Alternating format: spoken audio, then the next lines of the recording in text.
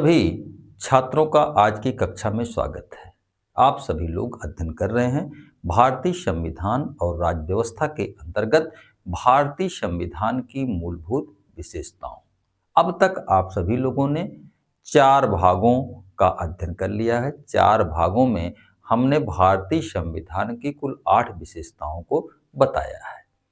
5वें भाग में हम 9वीं और 10वीं विशेषता के बारे में आपसे चर्चा करेंगे, उसका विश्लेषण करेंगे, उसका व्याख्या करेंगे और बताएंगे कि वो विशेषताएं क्या है। जो 9वीं भारतीय संविधान की मूलभूत विशेषता है कि इस संविधान में संसदीय संप्रभुता और न्यायिक सर्वोच्चता के बीच समन्वय किया गया है। और 10वीं विशेषता जो है वह मौलिक कर्तव्य और मौलिक अधिकारों का प्रावधान भारतीय संविधान में किया गया है। तो भाग 5 हम प्रारंभ करते हैं। तो भाग जो 5 है, 5 इस भाग 5 में जो है 9वीं विशेषता जो भारतीय संविधान की है, वह 9वीं विशेषता क्या है? संसदीय संप्रभुता। संसदीय संप्रभुता। संप्रभुता के बारे में आपसे हमने पूर्व में चर्चा किया है। और न्यायिक सर्वोच्चता। न्यायिक सर्वोच्चता। सर्वोच्चता के बीच समन्वय। तो यह संसदीय संप्रभुता और न्यायिक सर्वोच्चता के बीच समन्वय क्या है, जो भारतीय संविधान की एक मूलभूत विशेषता है। भारत में ना तो इंग्लैंड की भांति संसदीय सर्वोच्चता है। इंग्लैंड में संसदीय सर्वोच्चता क्यों है? क्योंकि वहां की संसद जो है संविधान में सामान्य बहुमत से परिवर्तन कर सकती है और अंतिम रूप से संसद के द्वारा बनाए गए कानून ही जो है लागू होते हैं। अमेरिका में न्यायिक सर्वोच्चता है। अमेरिका में संघात्मक शासन है। केंद्र और राज्यों के बीच शक्तियों का बंटवारा हुआ है। इसलिए विवादों की स्थिति में न्यायपालिका जो है निर्णय करती है और न्यायपालिका का निर्णय ही सर्वोच्च है। इंग्लैंड में संसदीय सर्वोच्चता के अंतर्गत संसद के द्वारा पारित किसी भी कानून को न्यायालय में चुनौती नहीं दी जा सकती। इंग्लैंड के एक विद्वान ब्लैकस्टोन हैं। ब्लैकस्टोन की टिप्पणी है कहाँ के बारे में? इंग्लैंड के बारे में। इंग्लैंड के बारे में वो टिप्पणी करते हुए कहते हैं कि ब्रिटेन की जो संसद है वह सब कुछ कर सकती है जो प्राकृतिक रूप से असंभव ना हो। यानी प्राकृतिक रूप से संभव समस्त चीजों में जो है परिवर्तन कर सकती है ब्रिटेन की संसद। अमेरिका में जो सर्वोच्च न्यायालय है वह संविधान का रक्षक और अभिभावक है। वह वहां की विधायिका यानी कांग्रेस द्वारा निर्मित कानूनों और कार्यपालिका के द्वारा जारी आदेशों को संविधान के विरुद्ध होने पर शून्य घोषित कर देती है। अमेरिका में यह कार्य न्यायालय सम्यक प्रक्रिया के आधार पर करती है, यानी due the process by law के माध्यम से करती है। अमेरिका के एक न्यायाधीश हैं जिनका नाम है ह्यूरोस। ह्यूरोस का कहना है कि अमेरिका में संविधान वही है जो न्यायाधीश कहते हैं। न्यायालय की इसी शक्ति को जो विधायिका के कानूनों और कार्यपालिका के कार्यों की समीक्षा करती है। न्यायपालिका के इसी शक्ति को न्यायिक पुनरावलोकन कहा जाता है। भारत में संसदीय शासन प्रणाली को अपनाया गया है और संसदीय शासन प्रणाली अपनाने के कारण संसद की सर्वोच्चता है और वहीं पर संघात्मक शासन के व्यवस्था के अनुरूप न्यायिक सर्वोच्चता जो होती है, भारत में दोनों के बीच का मार्ग चुना गया है। न्यायालय को यह शक्ति है कि न्यायालय संविधान की व्याख्या करे, संसद के द्वारा पारित विधियों और कार्यपालिका के कानूनों का संविधान के प्रावधानों के विपरीत होने पर उसे अवैध करे। लेकिन भारत की जो संसद है, उस संसद को अधिकार है कि वह न्यायालय की शक्तियों को सीमित कर सकता है। भारत में जो न्यायालय है वह जो है पुनरावलोकन due the establish by law, यानी कानून के सम्यक प्रक्रिया के बजाय कानून द्वारा स्थापित प्रक्रिया के आधार पर निर्णय करता है। इस तरह से भारत में संसदीय सर्वोच्चता और न्यायिक सर्वोच्चता के बीच का मार्ग चुना गया है। यद्यपि भारत में विधि द्वारा स्थापित प्रक्रिया due to establish by law के आधार पर न्यायपालिका निर्णय करती है, लेकिन उच्चतम न्यायालय ने मेनका गांधी के मामले में बताया या कहा कि due the process by law, यानी सम्यक प्रक्रिया जो है संविधान के अनुच्छेद 31 में समाविष्ट है। मिनर्वा मिल के मामले में न्यायपालिका ने कहा कि न्यायिक पुनरावलोकन जो है वह संविधान का मूल ढांचा है। यह बात कह के न्यायालय ने अपनी स्थिति जो है सुदृढ़ कर ली। भारत में संसदीय सर्वोच्चता स्थापित करने का प्रयास इंदिरा गांधी सरकार ने किया था।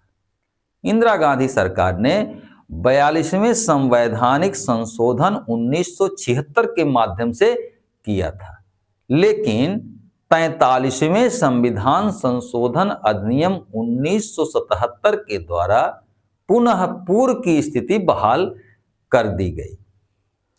एक विद्वान हैं, वो हैं डी बसु। कौन? डी बसु। डी बसु क्या कहते हैं? ये कहते हैं कि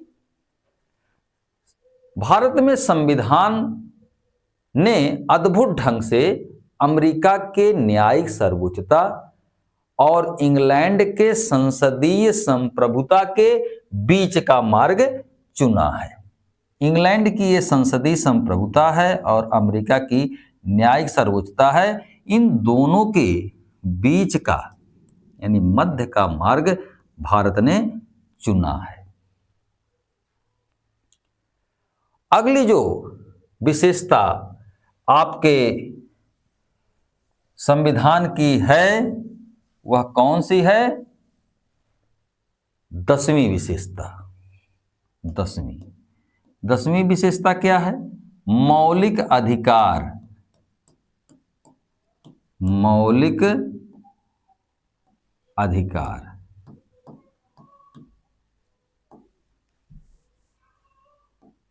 मौलिक अधिकार और क्या? मौलिक कर्तव्य। मौलिक कर्तव्य। भारतीय संविधान की जो 10वीं विशेषता है वह मौलिक अधिकार और मौलिक कर्तव्यों के बारे में है। ये मौलिक अधिकार है क्या? मौलिक अधिकार नागरिकों को संविधान में दिए गए वे स्वतंत्रताएं या अधिकार हैं जिनके बिना एक व्यक्ति का सर्वोत्तम विकास नहीं हो सकता है। भारतीय संविधान के निर्माता इस बात को लेकर सचेत थे कि भारतीय संविधान में मौलिक अधिकारों की व्यवस्था की जाए। मूल संविधान में मौलिक कर्तव्यों की व्यवस्था नहीं थी। इसे जो है 42वें संवैधानिक संशोधन के द्वारा जोड़ा गया। भारत में मौलिक अधिकारों की व्यवस्था संविधान में क्यों की गई, इसका भी एक इतिहास है। ब्रिटिश शासन के दौरान आप सभी लोग पढ़े होंगे कि भारतीयों ने जाने कितने अत्याचार सहे थे।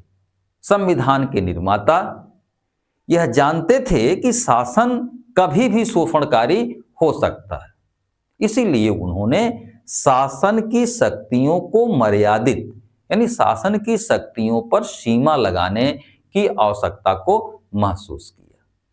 इसके लिए उन्होंने भारतीय संविधान के भाग 3 में मौलिक अधिकारों का प्रावधान किया। भारतीय संविधान में नागरिकों को प्राप्त जो मौलिक अधिकार हैं, ये मौलिक अधिकार न केवल राजनीतिक विधिक अधिकार हैं, बल्कि ये सामाजिक समानता को भी सुनिश्चित करने वाले अधिकार हैं। भारतीय संविधान निर्माता भारतीय संविधान में मूल अधिकारों को शामिल करने की, इन्हीं मौलिक अधिकारों को शामिल करने की उनको प्रेरणा कहां से मिली थी, यानी भारतीय संविधान में मौलिक अधिकार कहां से लिए गए। ये मौलिक अधिकार जो है अमेरिका के संविधान से प्रेरित हैं। अमेरिका के संविधान से ये मौलिक अधिकार लिए गए। वहीं पर मौलिक कर्तव्य जो हैं, ये पूर्व सोवियत रूस के संविधान से मौलिक कर्तव्य लिए गए। हम मौलिक अधिकारों की बात आपसे कर रहे हैं, मौलिक कर्तव्यों की बात इसके बाद करेंगे। भारतीय संविधान में जो मौलिक अधिकार व्यक्तियों को दिए गए हैं, ये अधिकार जो है, ये अधिकार राज्य और शासन के विरुद्ध हैं। यानी व्यक्तियों को ये जो अधिकार मौलिक दिए गए हैं, ये अधिकार राज्य और शासन के विरुद्ध है।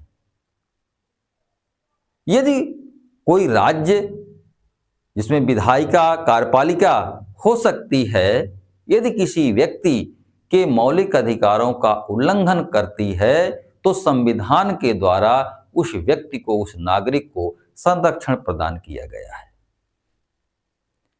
भारतीय संविधान में इन अधिकारों को, मौलिक अधिकारों के क्रियान्वयन करने के लिए भी प्रावधान किया गया है। इसके लिए भारतीय संविधान में एक अनुच्छेद 32 स्थापित किया गया है और इस अनुच्छेद 32 में न्यायालय को शक्ति दी गई है रिट अधिकारिता की, और यह रिट अधिकारिता एक मौलिक अधिकार भी है जिसे संवैधानिक उपचारों का अधिकार कहा जाता है। नागरिकों के मौलिक अधिकारों की रक्षा के लिए न्यायालय जो है विविध प्रकार के रिटों को भी निकालता है। कौन रिट निकालता है? न्यायालय। और न्यायालय जो रिट निकालता है, वो रिट जो है, पहला जो रिट है वह है बंदी प्रत्यक्षीकरण, यानी हैबियस कार्पस। यदि किसी व्यक्ति को निरुद्ध किया जाता है, बिना नियम के, तो वह व्यक्ति जो है उच्च न्यायालय या सर्वोच्च न्यायालय में जो है जाकर के वाद दायर कर सकता है और उसे न्यायालय के सामने जो है प्रत्यक्ष किया जाएगा। दूसरा, अधिकार परीक्षा। अधिकार परीक्षा जो रिट है, अधिकार परीक्षा, यह अधिकार परीक्षा रिट क्या है? यदि कोई व्यक्ति किसी सार्वजनिक पद को धारण कर लेता है जो कानून के अनुसार नहीं है, तो न्यायालय उस व्यक्ति से पूछ सकती है कि आपने किस अधिकार से इस पद को धारण किया है। अगली रिट जो सर्वोच्च न्यायालय जारी करता है वह है परमादेश, मेंडामस। मेंडामस जो है यह जारी किया जाता है कि यदि कोई व्यक्ति जो कानून के आदेश का पालन नहीं करता है तो न्यायालय उससे कानून के पालन करने के लिए इस रिट का क्या कर सकती है? जारी कर सकती है। चौथा जो है वह है प्रतिषेध, प्रतिषेध।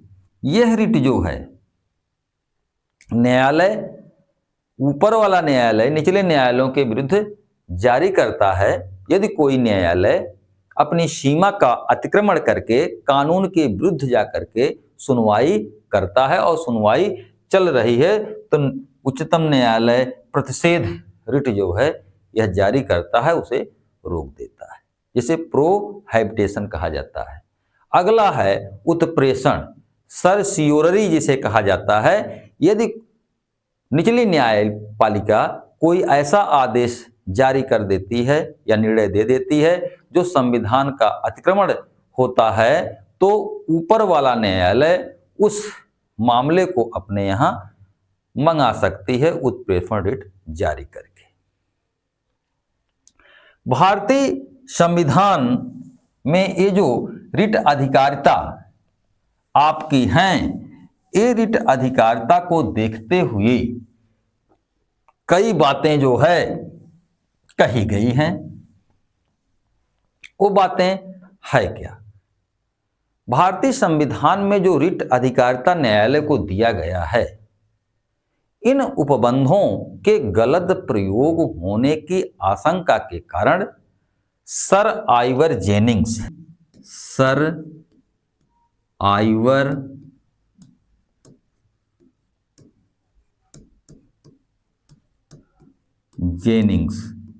इस आइवर जेनिंग्स जो है इन उपबंधों का गलत प्रयोग होने की आशंका से, किन उपबंधों? रिट अधिकारिता के उपबंधों का गलत प्रयोग होने की आशंका से भारतीय संविधान को वकीलों का स्वर्ग कहा है। क्या? वकीलों का स्वर्ग, वकीलों का स्वर्ग कहा है। उनका तर्क है कि संविधान सभा में वकीलों की संख्या ज्यादा थी, वकीलों का प्रभुत्व था, इस कारण उन्होंने व्यक्तियों के अधिकार और परमाधिकार को संहिताबद्ध करने का प्रयत्न किया। इंग्लैंड में ऐसा करने का कोई भी व्यक्ति प्रयास नहीं करेगा। यहाँ पर सर आइवर जेनिंग्स भारतीय संविधान के मूल आधार को समझने की भूल कर बैठते हैं। भारत ने ब्रिटेन की संसदीय सर्वोच्चता के सिद्धांत के बजाय अमेरिका के सीमित साधन के सिद्धांत को अपनाया है। ऐसा भारत ने क्यों किया है? क्योंकि इंग्लैंड में लोकतंत्र का उदय कार्यपालिका के स्वेच्छाचारिता के विरुद्ध हुआ। वहीं अमेरिकी जो थे उनको इस बात का अनुभव हुआ कि जो प्रतिनिधि संस्थाएं हैं यानी विधायिका जो है वे भी स्वेच्छाचारी हो सकती हैं, क्योंकि अमेरिका भी औपनिवेशिक राज्य था। वहां पर ब्रिटेन का शासन था, वहां पर भी कार्यपालिका या विधायिका शोषण करती थी। जब ब्रिटेन की बात हम करते हैं तो ब्रिटेन में आप देखिए कि वहां पर चार्ल्स प्रथम एक शासक था। उस शासक को विधायिका ने, संसद ने 1928 में पिटिशन ऑफ राइट पर साइन करने के लिए बाध्य कर दिया, जिसमें यह प्रावधान था, यानी पिटिशन ऑफ राइट में यह प्रावधान था कि संसद के अनुमति के बिना कोई कर नहीं लगाया जाएगा, यानी प्रतिनिधित्व के बिना कर नहीं। वहीं पर वही ब्रिटेन अपने औपनिवेशिक देशों में जनता को बिना प्रतिनिधित्व दिए कर लगाया। भारत में भी आप देखिए कि भारतीय जो नेता थे वे अंग्रेज सरकार से यह लगातार मांग करते रहे कि उन्हें विधायिकाओं में प्रतिनिधित्व दिया जाए, यानी शासन संचालन में उनकी भूमिका को सुनिश्चित किया जाए। पंडित मोतीलाल नेहरू ने 1928 में कहा था कि हमें सबसे पहले मौलिक अधिकारों को प्रत्याभूत करना है, स्थिर करना है, जिससे कोई भी परिस्थिति आए, किसी भी परिस्थिति में व्यक्ति के मौलिक अधिकारों को छीना ना जा सके। यहां यह बता देना आपको आवश्यक है कि व्यक्ति के मौलिक अधिकारों की रक्षा के लिए न्यायपालिका को विधायिका के विधानों और कार्यपालिका के कार्यों का संविधान के विरुद्ध होने पर न्यायिक पुनरावलोकन का अधिकार है। संसद ने संविधान में 9वीं अनुसूची शामिल करके उसमें डाले गए विषयों को न्यायिक पुनरावलोकन से संरक्षित कर लिया, जैसे अनुच्छेद 31 का और 31 का। भारत में जो मौलिक अधिकार हैं, ये मौलिक अधिकार भारत में निरपेक्ष नहीं है, निरपेक्ष नहीं है, क्योंकि किसी भी सभ्य राज्य में निरपेक्ष अधिकार नहीं हो सकते। अमेरिका में मौलिक अधिकारों को निरपेक्ष बनाया गया था, किंतु बाद में अमेरिका की सर्वोच्च न्यायालय को वैध प्रतिबंधों का पता लगाना पड़ा, जबकि भारतीय संविधान निर्माताओं ने प्रतिबंधों से संबंधित प्रावधानों को संविधान में ही शामिल किया। इस प्रकार से हमारा जो संविधान है यह व्यक्ति के अधिकारों, समाज के हितों और सुरक्षा के बीच एक संतुलन प्रस्तुत करता है। नागरिकों के स्वतंत्रताओं की रक्षा के लिए यहां कार्यपालिका और न्यायपालिका का पृथक्करण किया गया है। यानी भारत में जो मूल अधिकार हैं यह पूरी तरह से निरपेक्ष नहीं है, बल्कि सार्वजनिक हित, समाज के हित में इन पर युक्त यानी न्यायपूर्वक जो बातें हों उनके आधार पर प्रतिबंध लगाया जा सकता है। भारतीय संविधान में मौलिक कर्तव्यों की व्यवस्था नहीं थी। कौन? मौलिक कर्तव्य। मौलिक कर्तव्य यानी फंडामेंटल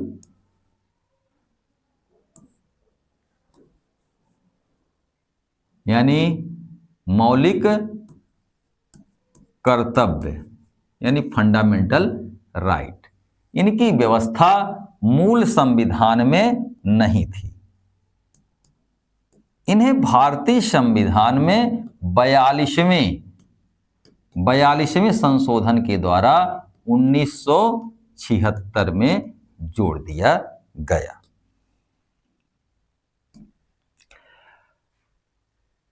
और भारतीय संविधान में ये मौलिक कर्तव्य प्रेरित होकर के लिए गए, वो कौन सा देश था? सोवियत रूस।